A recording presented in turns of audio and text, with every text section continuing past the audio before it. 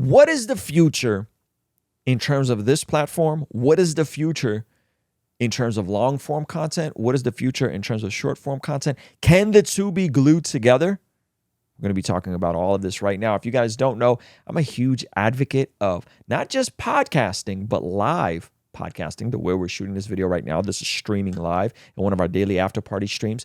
But I'm also a advocate of conversational podcasting with other guests, other interviews, and reacting to other videos, and breaking all this down into shorter content, which we're going to get to more of at the end. But if you're a creator, if you are a YouTuber, if you are on Instagram, this is an important video that I really think you need to be paying attention to. So check this out. This is from a creator, Rafidi. He's been crushing it. I reacted to one of his videos earlier. Check this out. So he makes the claim that the reason why the CEO of YouTube stepped down is because of the terrible launch of YouTube Shorts. Okay. I have studied this thing for a long time, and I have a lot of evidence backing me up, but I have a plan and a strategy for when I will bring them back, and I'm going to lay out that strategy for you here in just a few minutes. I'm also going to show you the evidence, but before I get into all of that, I feel like I need to give you some of the background, especially some of you guys who aren't as familiar with the whole Shorts debacle. So Shorts rolled out at the end of 2020. Obviously, they needed to do something because TikTok was taking a huge, massive chunk of their market share, and YouTube's like, oh my gosh, we got to get this done. The potential launch of this, he kind of hints at maybe why Susan, the CEO, stepped down. Okay, he hinted at that earlier in the video. It's like that scene from The Office where Dwight lights the fire and everybody's panicking. They throw the projector out the window. The cat goes in the ceiling. Guy falls out of the ceiling. Like that was what was going on at YouTube in 2020 with TikTok. So they rolled out Shorts. Now the problem was they didn't really have a great plan. They just knew they needed to get them out there so that way they could stay competitive. The way I like to think about it is they created two algorithms. One that responded to how people were viewing Shorts and then served them up more of the Shorts that they were engaging with. And then obviously the one that's been around for years, which was how people engage and interact with long form content and how they are served more long form content. But what they were lacking was the bridge from Shorts to longs. And Todd, YouTube's director of project management, fully admitted to that in the beginning. Now, the problem was that YouTube had been encouraging their top creators to create Shorts. There was a big push. There was emails. There was this creator fund they launched. There were always these problems with where do you put it? Do you put it on the main channel or do you start a completely new channel? And YouTube wasn't ever really clear about that. From the things that I've seen, they were kind of back and forth on that. So last year at VidCon, Todd did a panel with Mr. Beast, lucky guy. And in this panel, Todd talks about the problems with Shorts. And he also talked about how they were creating the bridge from Shorts to longs. So that way the creators could see a benefit to their long form content from their short form content. So everybody was super excited. If a viewer does discover a channel in Shorts and then goes back to long form, right now the system doesn't actually know that they discovered that channel because we disconnected it. One of the things the team is working on right now is building that bridge back in. Let's give the system the context that they watch these Shorts videos in Shorts. When the user's in Shorts mode, I'll give them Shorts, and when they're not, you know, I can understand that context. Hey, thank you so much for subscribing to our newest YouTube channel, Mastermind My Business, the channel where you get access to information on how to create, how to grow, and how to learn. But I wanted to show you something kind of crazy. Over 71% of the people that watch this channel are not subscribed. Please consider subscribing, turning that bell notification on so you don't miss anything. All right? I appreciate you. And a lot of creators stopped creating short form content on a separate channel and started moving them back over to their primary main channel. Yeah, I never did this. We just always put Shorts on this channel and then we splitted them over to, we have some Bless God Studio Shorts. We never had a separate channel and I'm glad we didn't. There are still a ton of problems with this. Number one, viewing habits. It is like a completely different UI with short form content than it is with long form content. People's habits are completely different. Discovery, there's a discovery issue because you're not searching for things in Shorts like you are in long form content. And so what they serve you is just dependent on, you know, where they're swiping. So there's problems there. I've talked a lot about audience segmentation. That's what happens with Shorts versus longs is you end up building two audiences a lot of the time. And that's why you see a lot of these big giant channels with millions of subscribers and they get hundreds of thousands or millions of views on Shorts and then they get 2,000 views on their long form content. That's what I want to show you guys. So right here's a quote from Aniket Mishra. The overall impressions and views are drastically up, approximately 60% of creators we work with, but watch time and revenue have taken a big hit. He's the co-founder and CEO of news media company Creator Mail. Hey, I know that company. Huh. I'm the other co-founder.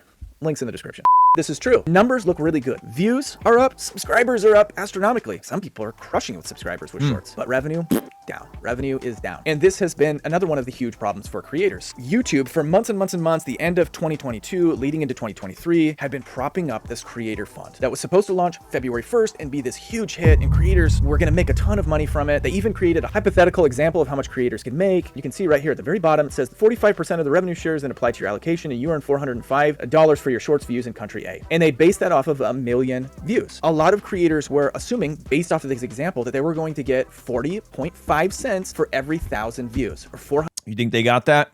No, they didn't. for every million. If you got $400 for every million, you get 100 million, you're going to make a lot of money. And a lot of these creators were just absolutely destroying it, hundreds of millions of views a month. But that's not what happened. Not even close. Here's a tweet that Zach King, top YouTube Shorts creator, posted on March 1st after the first month of the creator fund rolled out. He got 196 million views on his content, and he made $2,918.10. That's Oh my gosh. Could you imagine? 198 million views and you make $3,000. an average of 2 cents for every 1,000 views. That's crazy. That's 20 times less than their hypothetical. Most people are getting between 2 and 7 cents for every 1,000 views, which is not really enough to do much of anything. I mean, you have to get a massive amount of views in order to make any money at all. And then 2 weeks into the Creator Fund launch and debacle, this is what happened. YouTube CEO Susan Wojcinski is stepping down. I'm just saying, you guys, Creator Fund sucked it up and then she leaves. Here's a quote from Susan, quote, "Start a new chapter focused on my family, health, and personal projects I'm passionate about." Now, the way I look at that is it sounds like what a politician would say after having some terrible scandal that they were roped into or part of. I'm just speculating. My point is that it's really convenient and weird. Coincidental, one might say. What a coinkydink. Hey, did you know that you can watch videos like this on the Spotify app? We now are on Spotify under Ruslan Bless God Podcast. So if you're driving and you want to go back and forth between listening to the podcast and just the audio or watching the video, consider doing it now on the Spotify app as well as all podcast platforms. All right, I'll see you over there. So here's the evidence. When you have a video that is doing substantially better than your other videos, YouTube has a little memo that pops up that says what's going on. And then it gives you a bullet point breakdown of some of the things that are happening on your channel that have led to that one video's success. Right. Well, last week we had one of our students reach out to us. He actually built a massive channel with shorts. He got like 500,000 subscribers in a very short period of time. And he's faced with the problem of his long form content not getting near as many views as his short form videos get. Well, one of his... This is a huge issue with some of my creator friends that I know who make actually pretty good long form videos, but because they make stuff that's booming on shorts, those videos never transfer over. long form videos took off, and YouTube sent him this memo. They said, when the topic, title, or thumbnail of a video attracts more of the regular viewers of your channel, it's more likely to be recommended to viewers watching similar videos on YouTube Home and up next. Basically, what I'm deducing from this, you guys, is that if you have built a massive audience of short form viewers and they don't come over and watch your long form content, you are going to be dead in water with your long form content until you can figure out a way to change that and get more views to your longs. And I'm going to go over that here in just a few because I've got a strategy for you guys as well. If you're stuck in that position, I think you are definitely going to want to hear this. Yeah. Here is Tuvok12. He's got 5.5 million subscribers, gets a massive amount of views on his short form content. Look at his most popular, 286 million views. That's basically the entire United States has seen this video. But then you go over to his long form content, 22,000, 15,000, 15,000. Like, he's not really getting a whole lot of views on his longs. That's Here's brutal. another one, Rita. She's got 2 million subscribers. She gets a pretty significant amount of short form views. Her most popular, 103 million. And then you go to her videos, 3,200, 2,300, 824. Ouch. This is evidence enough for me to be like, hey, there's something kind of weird going on. So here's his advice on this, though, and I think this is great advice, and it's something we've been implementing. I've been struggling with potentially shooting stuff natively for short form content, but this is making me be thinking. By natively, I mean me and my shorts guy Sergio hanging out, shooting content exclusively for shorts. Right? We're reconsidering this. And so because of what he just said, what he's about to say next. Listen to what he's about to say next. Plan for you guys. If you have a channel that has a massive disparity of short form views versus long form views, here's what you should be doing ASAPable. ASAP. Number one, compilations. Take your shorts, throw them into a compilation, blast it out on YouTube longs, make it 5, 10, 15, 20, 30 minutes long. Give that audience something to come over for so that they'll sit and binge watch a whole bunch of your shorts all at once. And then you can make them big dollars that come from the YouTube longs.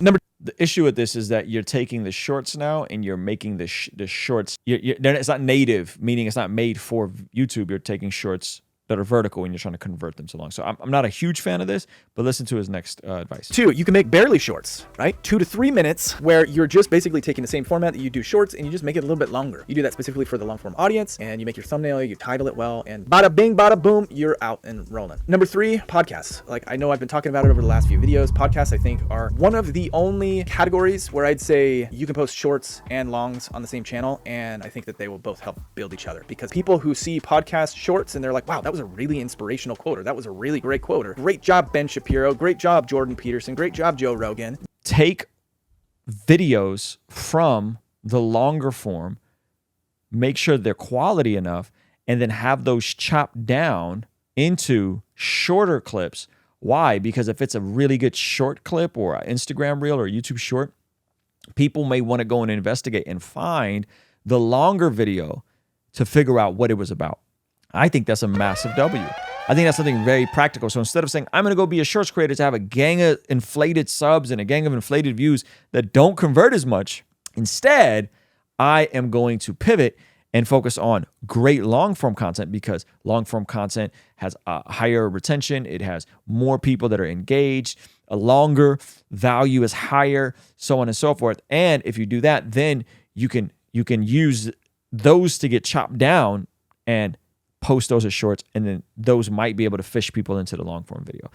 I think that's genius. And I think that's a really, really, really, really good idea. And if you are starting now, I would highly recommend that you consider long form podcast, multi-topics, leveraging live streaming, chopped down into shorts. And the best part about this is there's freaking AI to help with all of this. My buddy Arthur from Apologia Center talked about that. I'm about to start taking some of our videos that get put on Bless God Studios channel, pay the whatever $350 a year, and just see what they could pump out for us by running the videos through the AI and see what's being spit out. So that way you can tie back into the long video that's already booming, you know it's taking off. Well, then you could send people back to that. So that's what I'm going to try to do next. The only thing about that is you got to make sure the quality is crispy, because when you're taking a wide video like this and you're converting it to a vertical video, if it looks too dusty and converted, like, the quality might be trash. And eventually we're probably going to upgrade to Blackmagic cinema cameras just to make sure the quality is as crispy as possible. But check out Rafi, banging channel, man. He's crushing it. I've been enjoying his stuff big time. And let me know what you guys think about this stuff. Are you considering this stuff in terms of your creation process? I really do want to hear from you guys, all right? I think it depends on what your audience wants and the content you choose to specialize. I don't see those of us on Patreon begging for shorts. You know what? This is a great point. This is a great point. He says he don't see those of us.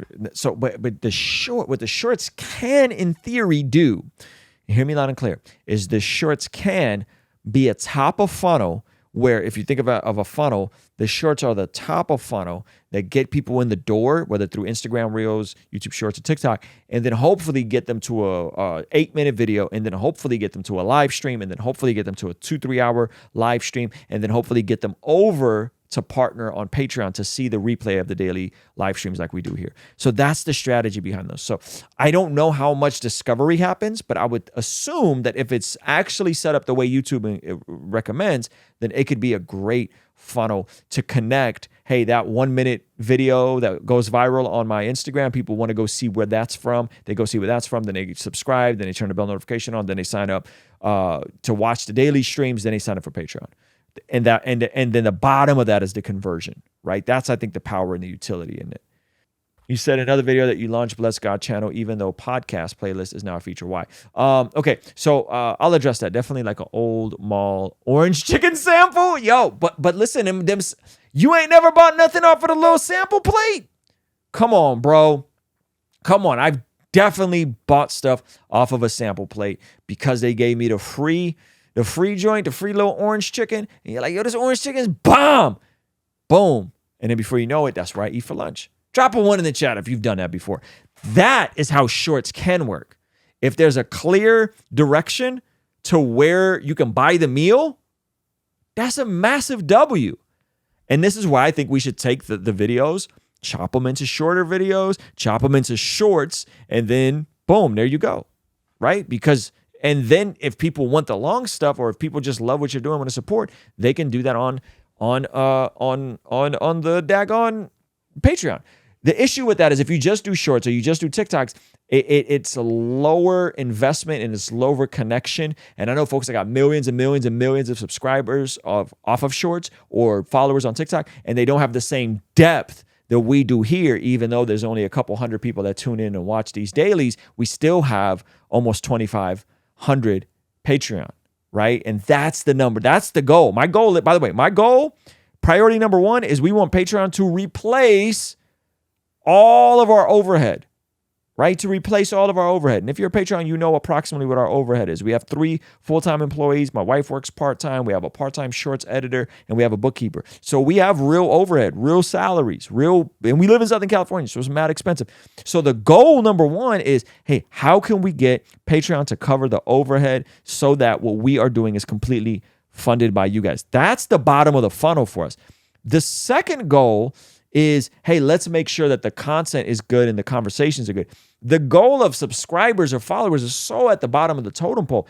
I don't care if I have 1 million subscribers if 1 million people are getting impacted through all the platforms and they're getting converted, or if 100,000 people are getting converted and coming over and checking out the longer form content. Do you see how it's a paradigm shift? It's not about the subscribers and the clout. It's about, are you actually building something that's going to be sustainable? That is how I think, in theory, shorts can work. And Tim Ross is someone that's executed on this, and his team, a short Instagram reel a day, crushing it with those top of funnel people. Follow him on Instagram. I think he's at 500,000 people on Instagram. Come over to YouTube. There's at 250,000 on YouTube, and then become channel members. That's their bottom funnel is channel members, and they do some education content. It's not a bad business model, right? And so it's just something to think about. Hey, this is a segment from our daily after party stream. Consider partnering with us online for as little as $5 a month to get access to these daily after party streams completely unedited. You'll also get access to our podcast as they are streamed live into the community before anyone else gets to see them, get to interact with our guests, get access to our private Discord server, and a discount code for our store for as little as $5 a month. Ultimately, that will help towards helping us continue contextualizing the gospel using media and podcast here on YouTube. All right, I'll see you over there. Peace.